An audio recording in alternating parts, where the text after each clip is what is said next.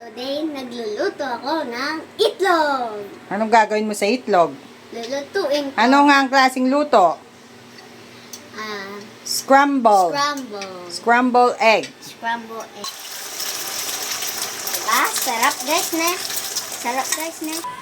Pag nakikita mo na yan, i-flip mo. Baka masira ko. Yan mo kahit masira. Scramble egg nga eh. Okay.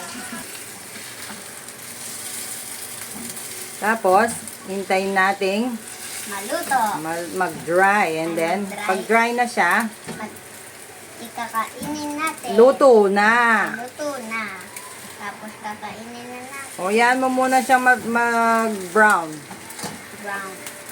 Gitna mo. Gitna. Tapos, patayin mo na yung apoy. Tapos, ilagay mo na dito. I-transfer mo na sa... Hawakan mo to. O.